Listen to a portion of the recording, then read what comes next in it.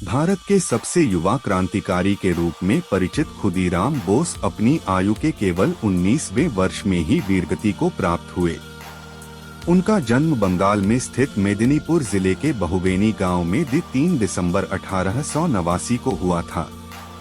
बाल्यावस्था में ही माता लक्ष्मी प्रिया देवी तथा पिता त्रैलोक्यनाथ की मृत्यु होने के कारण बड़ी बहन अनुरूपा देवी तथा उनके पति अमृतलाल ने उनका पालन पोषण किया। ब्रिटिश शासन ने वर्ष 1903 में बंगाल प्रांत का विभाजन करना निश्चित किया।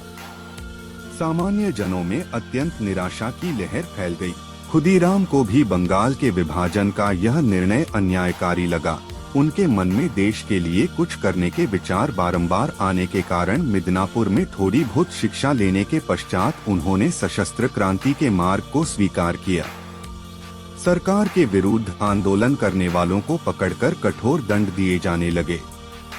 कुछ ही दिनों में मुजफ्फरपुर के मजिस्ट्रेट का, जो क्रांतिकारियों को अमानुषिक दंड देते थे, वध करने का दायित्व क्रांतिकारियों के नेता बारिन्द्र कुमार एवं उपेंद्र नाथ को दिया तथा उनकी सहायता के लिए प्रफुल्लचंद्र चक्रवर्ती को नियुक्त किया।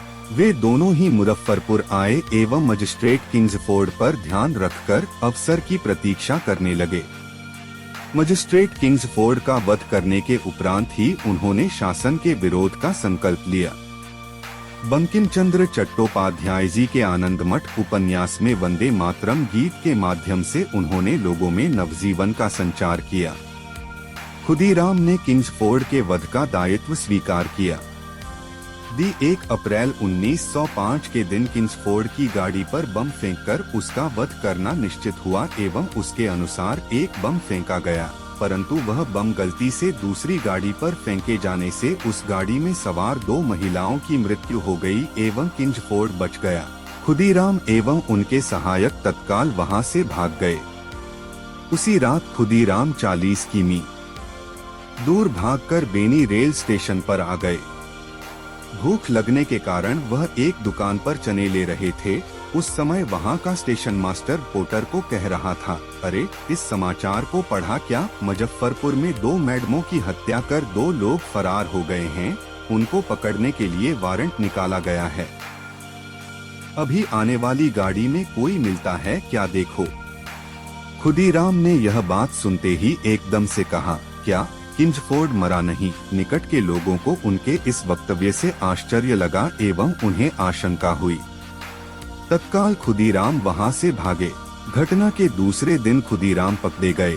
प्रफुल्ल ने उनके पकड़े जाने से पूर्व ही आत्महत्या कर ली थी। खुदीराम के पास 2 पिस्तौलें एवं 30 कारतूसें मिली। उन पर धारा 302 के अंतर्गत अभियोग चलाकर फांसी का दंड दिया गया। 11 अगस्त 1908 के दिन यह युवक हाथ में गीता लेकर एवं भारत माता की जय कहते हुए हंसते हंसते प्रसन्नता पूर्वक फांसी पर चढ़ गया। सशस्त्र क्रांति में बम का उपयोग करने वाले खुदीराम देश के पहले क्रांतिकारी बने।